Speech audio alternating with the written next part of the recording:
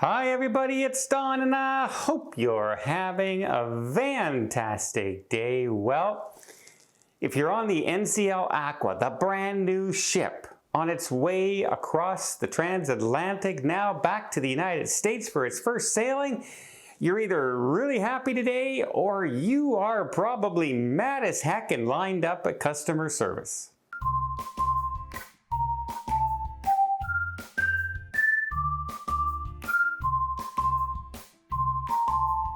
So what's happening? Well, the NCL Aqua, of course, is their brand new Prima Plus class ship. It's the first one of its kind. It has the brand new Aqua roller coaster combination water slide on board, brand new entertainment. It's their newest, biggest, best, brightest ship.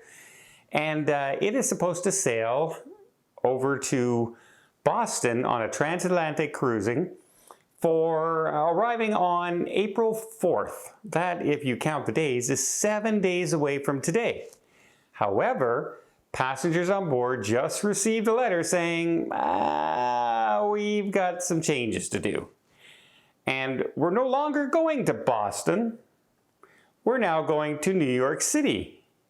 And I know in your mind you're saying, okay, well, you know what? Boston and New York, they're close. You know, you can probably catch an Uber or somehow get to your flights on time if you arrive. It's not too big a deal, except they're not arriving on the 4th anymore. Now they're arriving on the 7th in New York, 3 days later. Now, what's the issue? Is there engine problems, propulsion problems on this brand new ship? No, it's nothing like that. The trouble is, they're saying, is there is adverse weather in the Atlantic right now, and that is forcing them to divert the cruise ship to get a smoother transition and a smoother transatlantic crossing for the passengers on board and sail out of most of the rough seas and the storm showers, etc. Now, if you look at the weather map, you can see there's a strong dark green. That's heavy thunderstorms and big waves. It's not a hurricane or anything, but it's up there. It's a big storm. And it's heading right up in the path that they would be crossing over to Boston. So you can imagine that they're going to probably head further south, go along the coast a little bit, head south, and then come up from below into New York City. And that's going to take them an extra 3 days to do that. And again, this will be, a better, smoother ride for the passengers on board. However, how many people have booked their flights? And how many people didn't book them through the cruise line? So if you book them through the cruise line, you are automatically going to be rebooked by Norwegian Cruise Line. That can be anywhere. And that could be a day after you arrive. That can be late in the evening. That can be 4 days. It all depends on the flight's availability as well. It's all mostly computer generated. And also, your seats you picked, good luck getting those seats. If you picked an extra aisle seat or you wanted a seat with more leg room and you paid for it, that's not going to happen. They're going to get you on the first seat possible to get there. And if you book business class, you could be even worse off. And it could take days and days sometimes to rebook a business class flight, or they'll just book you in economy. And you have to put in a claim for the difference and try and get that through the cruise line, of course, if you can.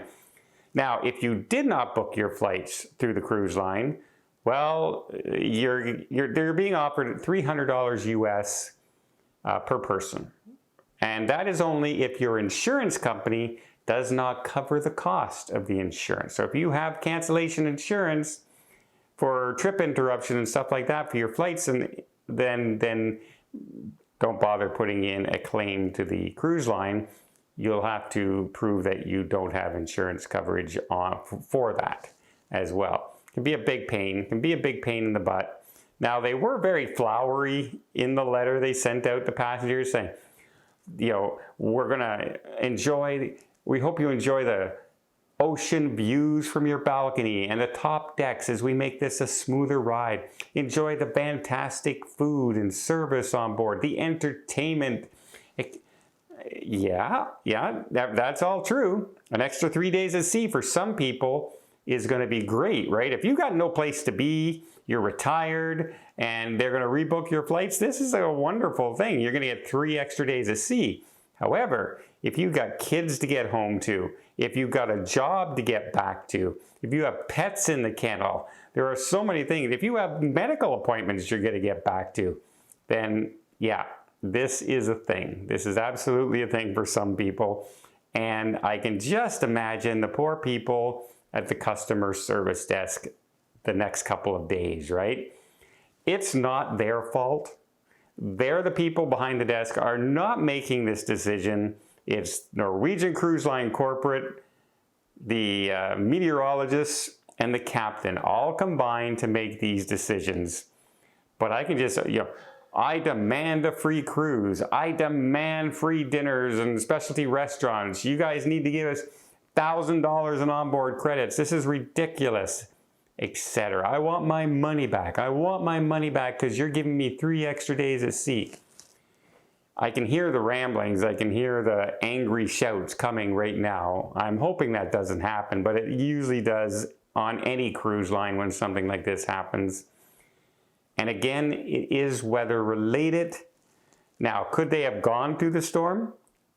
Yes. Would you want to take a chance with your brand new billion-dollar ship to have the whole top deck get caught in a big thunderstorm, rainstorm, windstorm, and have your chairs and things like that broken, glass broken, etc. when you arrive for your inaugural sailing in Boston? I don't think any cruise line would want to do that. I don't think you would want to do that if you own the cruise line and you were representing them. So is Norwegian being precautious? Yes. It's also safer for the passengers. So there's no way I'm blaming the cruise line for doing this. It's just off to a rocky start, right? This is really your first paying customers sailing. The rest were a couple short cruises with some media and invited guests and stuff like that. And now this was their first real paying passengers heading down to Boston. And they're not even arriving in Boston. They're going to arrive in New York City. The best laid plans, right? If you remember when I was on my transatlantic on the Sun Princess, they were going to have a big celebration when we arrived in Fort Lauderdale, except there was a hurricane.